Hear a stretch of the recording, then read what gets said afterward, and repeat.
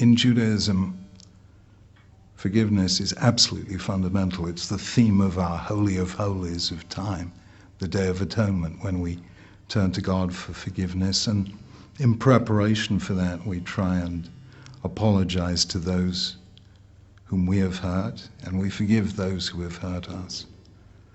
And normally in Judaism, we see forgiveness as something associated with atonement, remorse, apology. But Maimonides, our greatest sage of the Middle Ages, rules that if the other person does not apologize, you are still free to forgive, and you should. And I agree with him, because harboring a grudge or a resentment is a terrible weight to carry around with you. And you have to travel light in this world. We have too few energies to waste them on being unforgiving.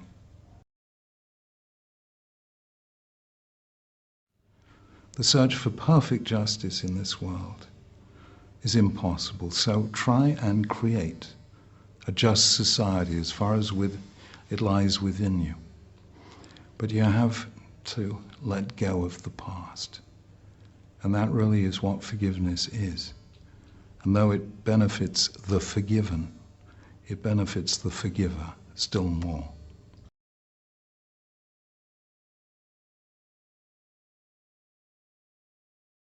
You cannot forgive while evil is ongoing. That simply is, in my humble view, irresponsible. I may forgive somebody who is planning a suicide bombing attack. But what then will I say if, God forbid, my wife or my children are among the victims? Forgiveness is always something that accompanies a cease, a pause, an armistice, a sulcha, what have you. There has to be an end, a truce, let us say, in the hostilities before forgiveness can begin. Otherwise, no one is in the real mood to forgive. You have to create space.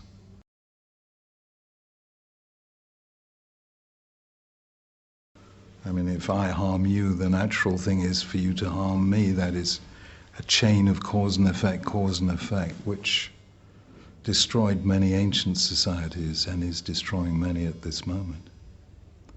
And forgiveness is that radically unpredictable thing, that human capacity to do the unexpected, to respond in a way that could not have been predicted. So forgiveness has something to do with human freedom, that even though I may feel assaulted and victimized, I can momentarily stand outside that and think not as a victim, but as somebody who is an agent of forgiveness.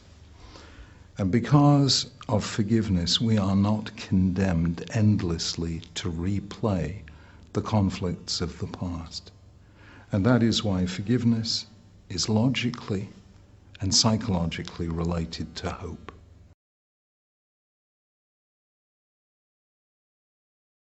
Forgiveness is the prelude to reconciliation. Once we forgive, we get rid of the bad stuff, and we're able then to shake hands.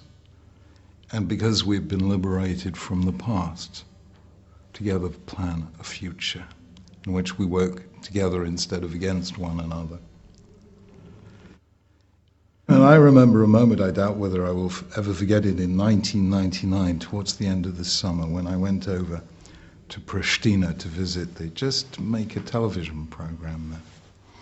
It was just the end of the Kosovo conflict. Slowly, the Kosovan Albanians were coming back to their homes. Hundreds of thousands had fled in terror. And, you know, the NATO presence was very evident. There were tanks outside every house of worship. And I stood there in the middle of Pristina with all the rubble of the bombs all over the place. And I suddenly discovered, I realized the power of one word: to forgive. If the Serbs and the Kosovan Albanians were able to forgive one another, and to be forgiven by one another, which means apologizing as well, then they would have a future. If not, they would find themselves endlessly replaying the Battle of Kosovo of 1389. And therefore, I suddenly saw the whole future of that part of the world will depend on whether they can forgive or they can't.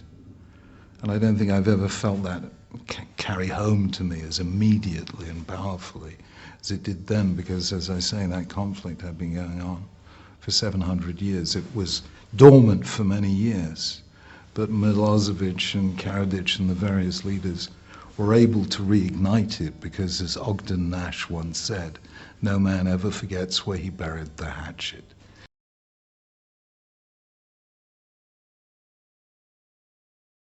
If you focus on children, or even on grandchildren not yet born, then you're facing towards the future.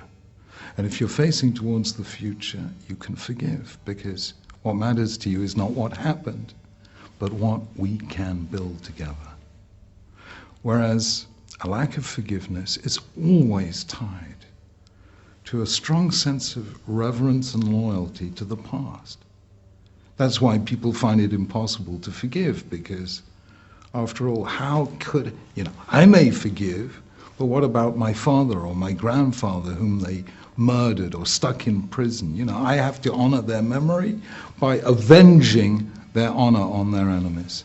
So if I am totally loyal to the past, I will actually find it a moral failing to forgive, because I will not be honoring them. And then I suddenly realized that we have to be able to move from a past-oriented culture to a future-oriented culture. We should not ask what happened to our grandparents. We should ask what kind of world we want to create for our grandchildren. And that does not mean forgetting. Forgiving does not mean forgetting. It means living with the past, but not living in the past. We always end on a note of not quite crossing the Jordan, of the promised land seen from afar. So that sense of a future that we are just on the threshold of, or of a vision that lies just over the horizon, that is the Jewish view. It's a very future-oriented view, and it's one that allows us to forgive for the sake of our children, rather than avenge the slights to our parents.